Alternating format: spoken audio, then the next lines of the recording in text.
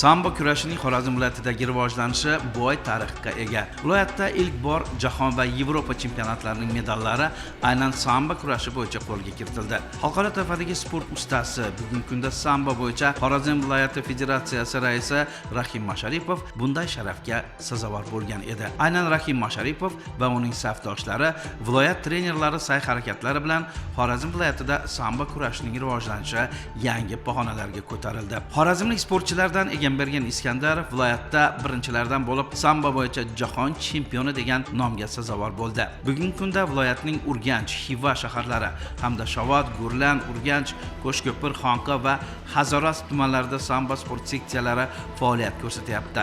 1000 nafarga yaqin sportchi muntazam sport mashg'ulotlarida qatnashadi. Ularga 12 nafar tajribali trener sambo sirlarini o'rgatib keladi. Bu sport turi bo'yicha yuqori natijalarga sazovor bo'lgan xorazmlik sportchilar qatorida xalqaro toifadagi sport ustalari Alisher Yo'ldoshev, Tohir Bobojonov, Tamara Parfyonova, Nilufar Davletova, O'g'iljon Rozmetova, Boboxon Abdulla, Alijon Abdullayevlar va yana o'nlab palvonlar nomlarini e'tirof qilish mumkin. Jahon chempionatlari va kubok musobaqalarida yorqin g'alabalarga sazovor bo'lgan respublika sambochilari qatorida viloyat sportchisi Mard O'g'lon davlat mukofoti sohibi Zafar Alabergenov va yana o'nlab mahoratli sambochilar nomlari e'tirof qilingan bo'lsa, Armanistonda o'tkazilgan jahon chempionatidan yoshlar o'rtasida Muxlisaxon Qodirberganova va Diyorbek Pirnazarov jahon chempioni degan sharafli nomga sazovor bo'ldilar. Bugungi kunda ularning munosib izdoshlari voyaga yetmoqda. Joriy yilda viloyat sportchilaridan Maqsadbek Komilov yanvar oyida Buxoro shahrida kattalar o'rtasida bo'lib o'tgan respublika chempionatida oltin medalga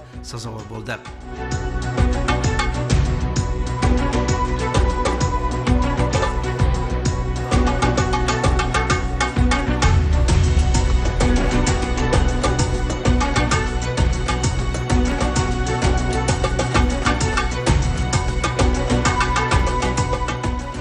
Sambo sport turi bilan 14 yildan beri shug'ullanib kelyapman. Hozirgi kunda trenerimiz Zafar Alaberganov.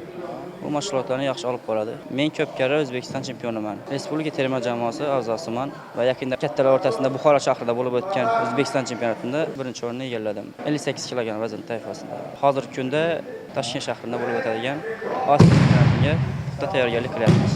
Urganch shahrida bo'lib o'tgan yoshlar o'rtasida O'zbekiston chempionatidan yaxshi sambochilar bor ekan va jamoamiz kuchliligiga kamol bo'ldim. Mana shu Xorazmda bo'lgan O'zbekiston chempionatida jamoadoshlarimiz o'zini yaxshi ko'rsatishdi va chempion bo'lishdi. Kelgusidagi musobaqalarga ham yoshlarimizga muvaffaqiyatlar tilaymiz.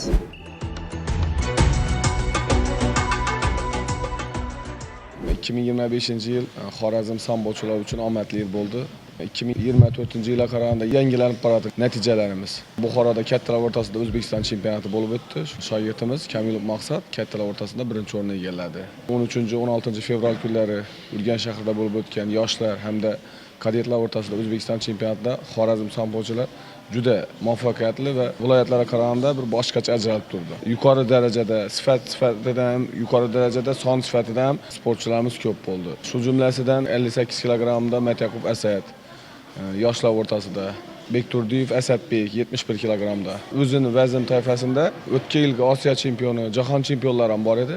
Hammasini yutib, g'alaba qozonib, Toshkentda bo'lib o'tadigan Osiyo chempionatiga yo'llanma oldi. Shahar tumanlar orasida gapirsak, Urganch shaharimizda ham ikkita oltin medal bo'ldi. Ozodov Shohruh 53 kg vazn toifasida, Matnazar va Gulnora ham faxrli birinchi o'rinni olib, Osiyo chempionatlariga yo'llanma oldi. Ularning turnirlari Ozodov Shohruhniki Abdullayev Oybek, qizimizniki Xo'janiyazov Ulug'bek yaxshi puxta tayyorgarlik ko'rib birinchi o'rinni oldilar. Bekturdiyev Jasur Bog'atli shogirdimiz ham 71 kg degan aytib o'tganmiz. Juda kuchli sportchilar yutib birinchi o'rinni oldi. Hazoras Vali Iskandarov trenerimizni shogirdi ham birinchi o'rinni oldi. Yaxshi shogirdlarni hozirgi kunda Xorazm viloyati turnirlari murabbiylari tayyorlayapti. O'ylaymanki, shu Xorazmda har yil bundan ham yaxshi natijalar bo'ladi. Nimaga kelganda hozirgi kunda Xorazm turnirlari murabbiylari juda shijoat bilan ishlab turibdilar. Osiyo jahon chempionatlarini shu bolalarimizni chiqaraman deb harakat qilib turibdilar. Bundan da yaxshi natijalar har yil o'zgaradi deb o'ylayman.